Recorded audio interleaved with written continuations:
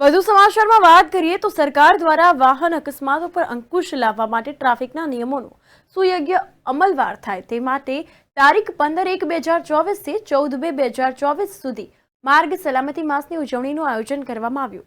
ભાવનગરની વાત કરી રહ્યા છીએ। ભાવનગરના આઈજી ગૌતમ પરમાર તથા અમરેલી પોલીસ અધિક્ષક હિમકરસિંહના માર્ગદર્શન હેઠળ લાઠી રોડ પર આવેલ અમર ટ્રેક્ટર સામે જિલ્લા ટ્રાફિક શાખા અને આરટીઓ કચેરી દ્વારા આ કેમ્પનું આયોજન કરવામાં આવ્યું હતું। વાહન ચાલકો માટે મેડિકલ કેમ્પનું આયોજન કરવામાં આવ્યું હતું। આ મેડિકલ કેમ્પમાં શાંતાબા મેડિકલ કોલેજ અને જનરલ હોસ્પિટલ અમરેલીના એનસીડીસી સેલની મેડિકલ ટીમ હેઠળ આ અંતર્ગત વાહન ચાલકોની આંખો, બ્લડ પ્રેશર, ડાયાબિટીસ સહિતની મેડિકલ તપાસ કરવામાં આવી હતી।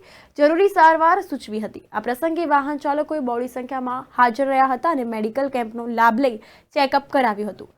આ મેડિકલ કેમ્પમાં હાજર રહેલ વાહન ચાલકોને જિલ્લા ટ્રાફિક શાખા અમરેલી તથા આરટીઓ કચેરી અમરેલી અધિકારી કર્મચારીઓ દ્વારા માર્ગ સલામતી તથા ટ્રાફિકના નિયમો અંગે જાણકારી તેમજ સમજ આપવામાં આવી હતી અને નિયમોની જાણકારી આપતી પત્રિકાઓનું પણ વિતરણ કરવામાં આવ્યું હતું। આંખ દ્રષ્ટિ તપાસણીનો કેમ્પ રાખેલ છે, જેમાં ડ્રાઈવરો, રિક્ષા ચાલકો, ટ્રકના ડ્રાઈવરો બધાને આમંત્રણ આપેલ છે।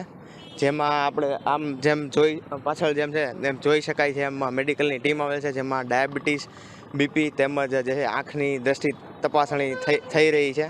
અને આના દ્વારા આપણે છે એ માર્ગ સલામતી માસ જે ઉજવીએ છીએ 15 જાન્યુઆરીથી 14 ફેબ્રુઆરી, એના અંતર્ગત જે છે આ કાર્ય થઈ રહ્યું છે અને જે છે જેથી વધુને વધુ માર્ગ સલામતી થાય અને આપણે આવનારા સમયમાં જે ભારત સરકારનો જે લક્ષ્યાંક છે 2030 સુધીમાં જે અડધા એક્સિડન્ટ આપણે કરી દેવાય, તો એ લક્ષ્યાંક જે છે એ આપણે છે એ ત્યાં સુધી સિદ્ધ કરી શકીએ।